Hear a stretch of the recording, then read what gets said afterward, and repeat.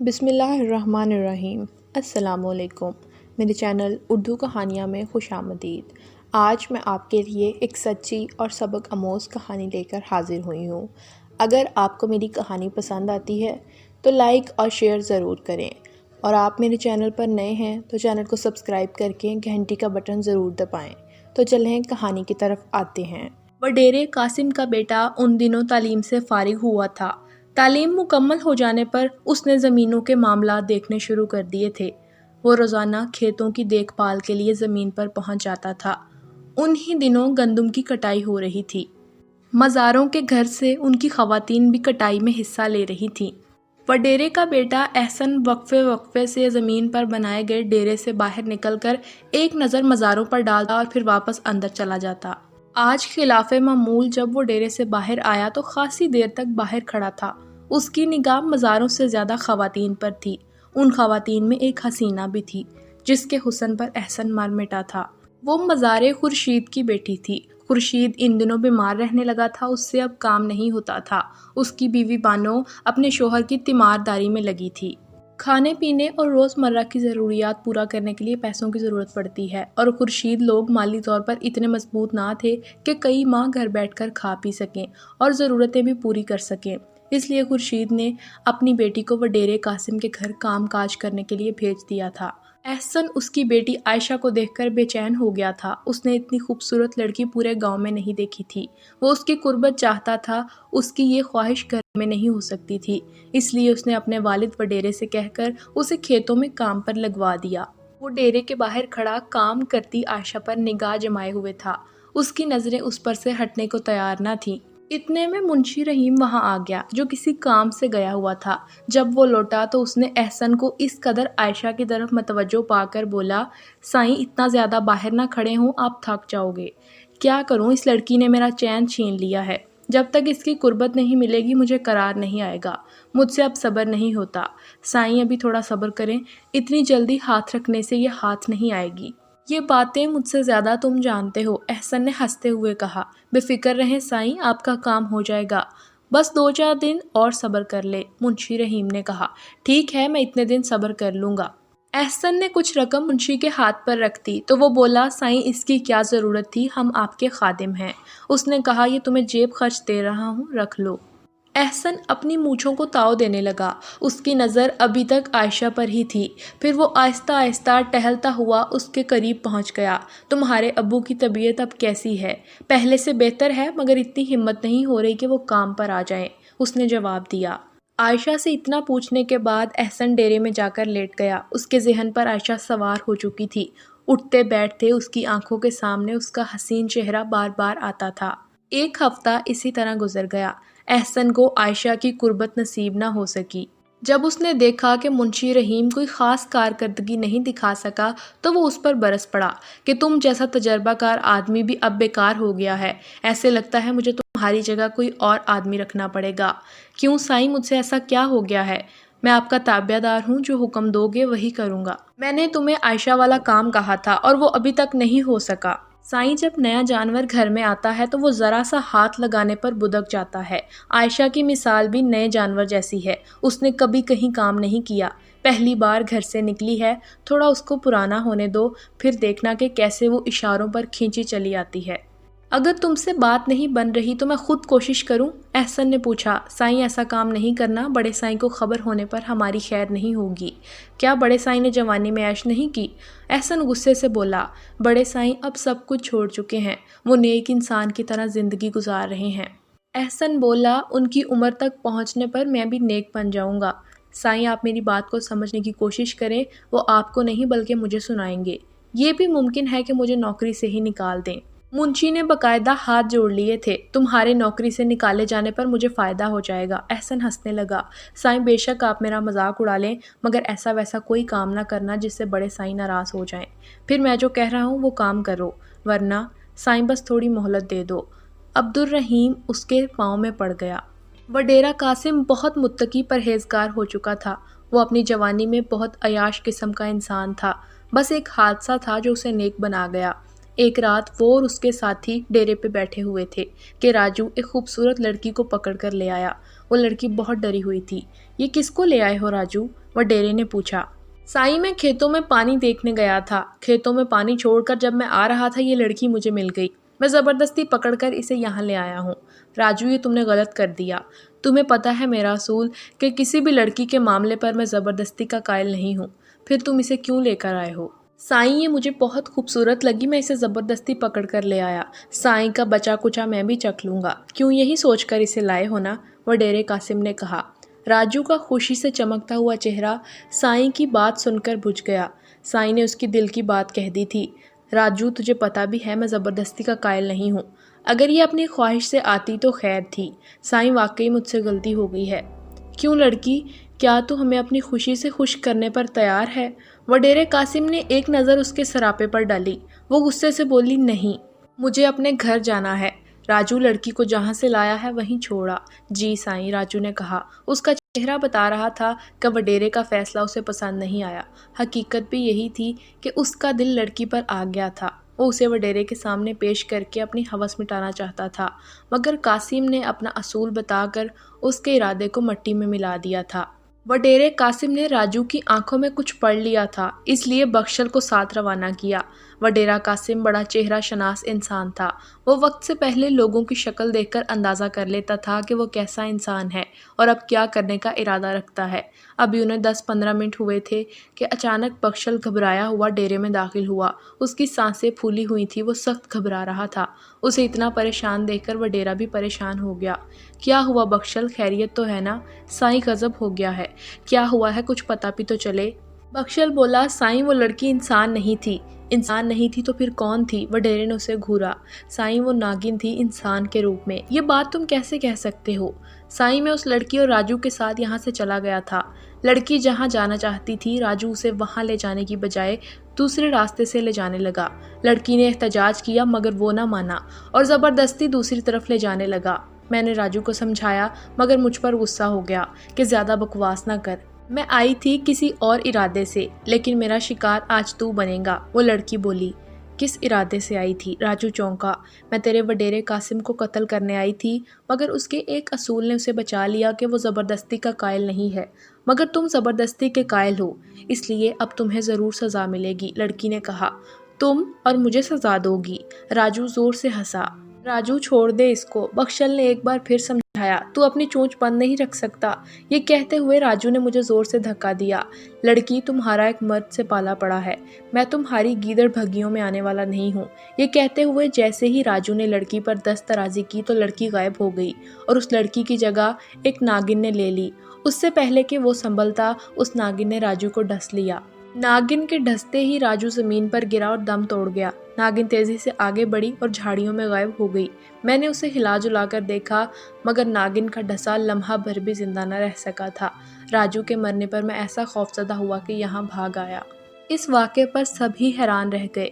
राजू की लाश को मैदान से लाकर दूसरे दिन दफन कर दिया गया। वडेरे पर राजू की मौत का बड़ा गहरा असर हुआ। नागिन का ये इंकशाफ कि वो वडेरे कासिम को डसने आई थी, उस बात ने उसको हिलाकर रख दिया।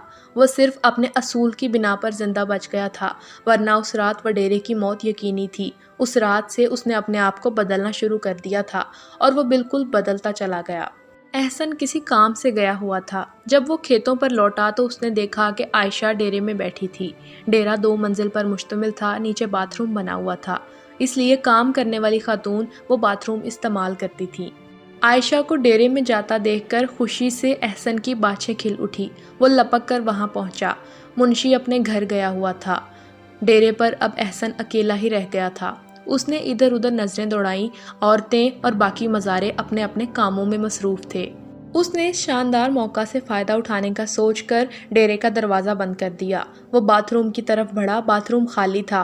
उसने इधर उधर देखा और फिर इसे वहाँ ना पाकर वो समझ गया कि आयशा ऊपर गई है। वो ऊपर कमरे में क्यों गई है, ये उसके इस वक्त सोचने का वक्त नहीं था।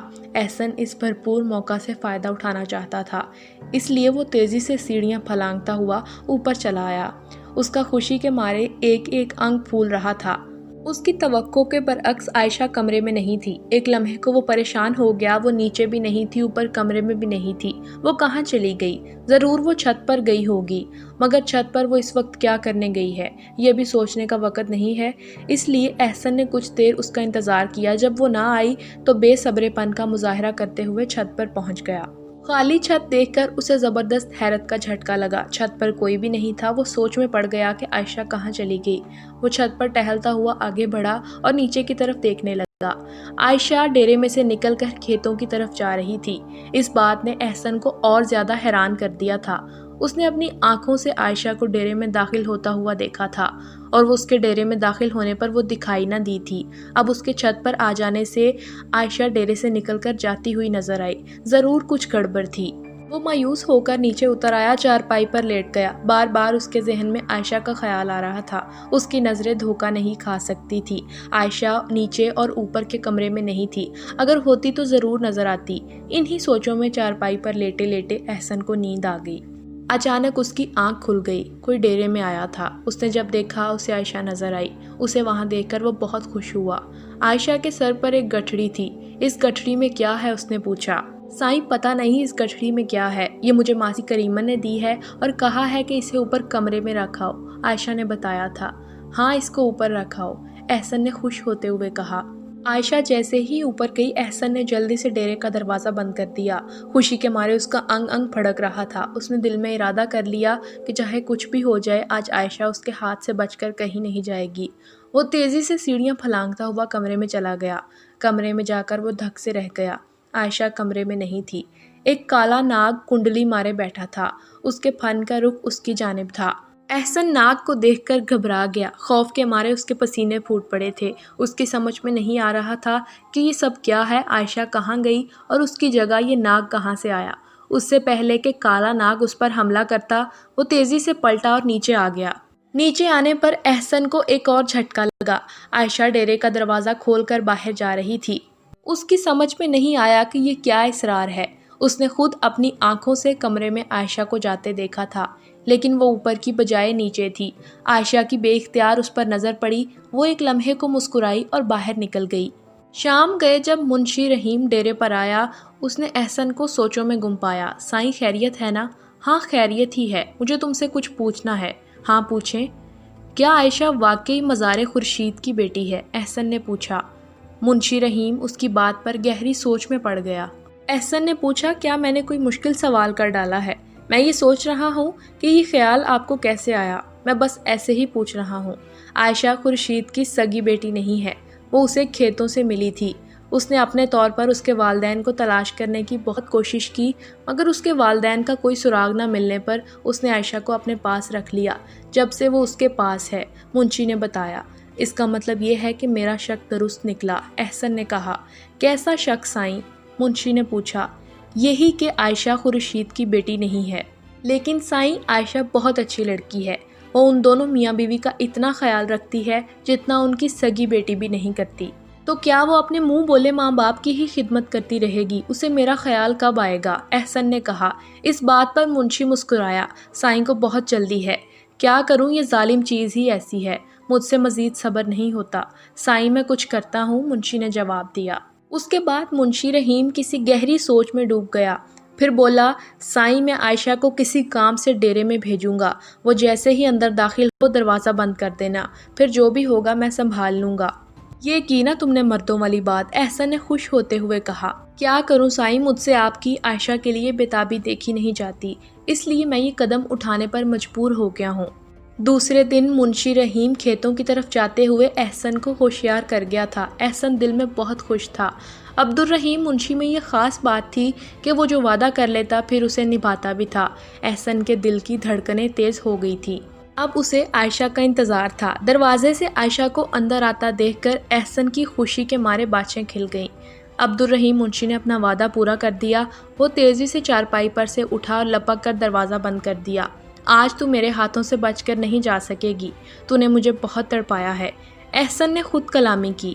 احسن عائشہ پر جھپٹنے کو پلٹا تھا، وہاں عائشہ کو نہ پا کر وہ حیران رہ گیا۔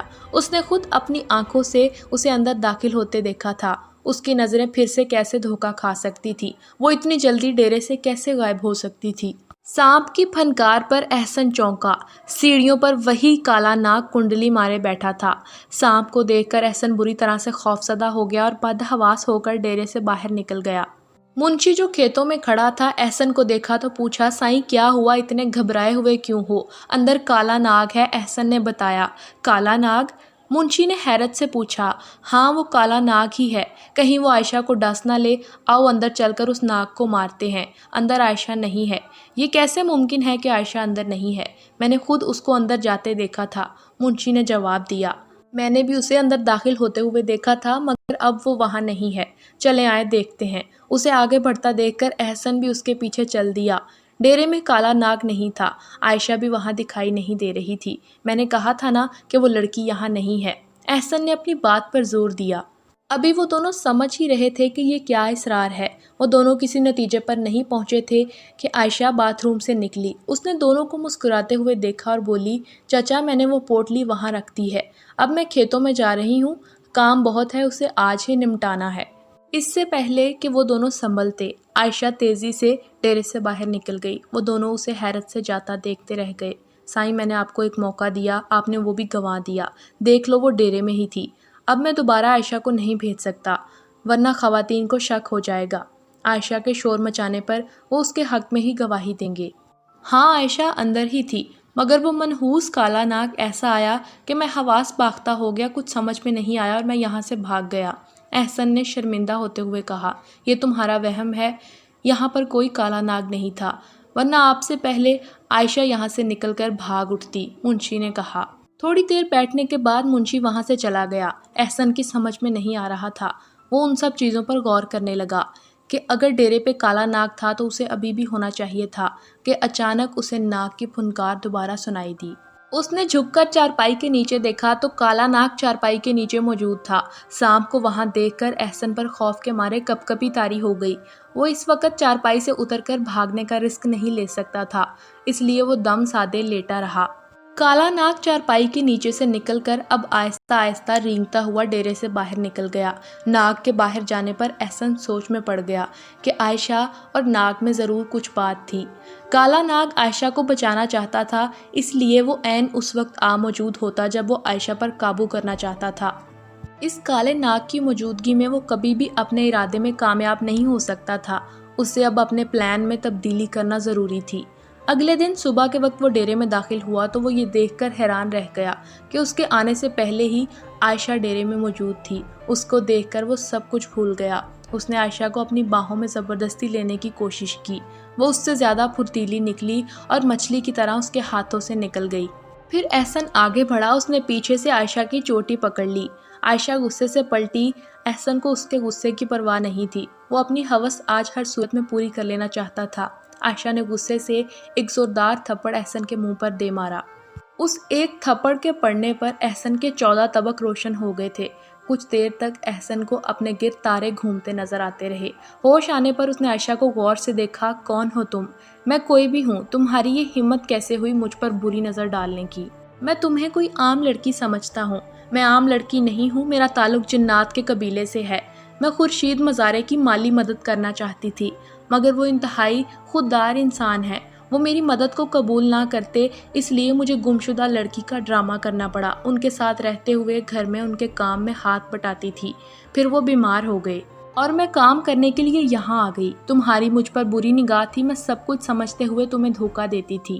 میں کالے ناگ کا روپ دھار لیتی تھی کہ کسی طرح تم باز آ جاؤ۔ جب تم باز نہیں آئے تو مجبوراً مجھے آج تمہیں سبق سکھانے کا خیال آیا۔ تم اسی وقت مرغا بن جاؤ، ورنہ تم آج اپنی جان سے جاؤ گے۔ احسن کا دماغ پہلے ہی سائیں سائیں کر رہا تھا۔ اس نے حکم کی تعمیل کی اور نہ چاہتے ہوئے بھی مرغا بن گیا۔ بولو، اب تم کام کرنے والی لڑکیوں کو بہن سمجھو گے؟ ہاں میں بہن سمجھوں گا، احسن نے کہا۔ بولو، کبھی بھی کسی مجبور لڑکی کو اپنی جنسی خواہش کے لیے تنگ نہیں کرو گے؟ احسن نے کہا، میں وعدہ کرتا ہوں کسی بھی مجبور لڑکی کو تنگ نہیں کروں گا۔ عائشہ بولی، کبھی بھی میرا راز فاش نہیں کرو گے؟ نہیں کروں گا۔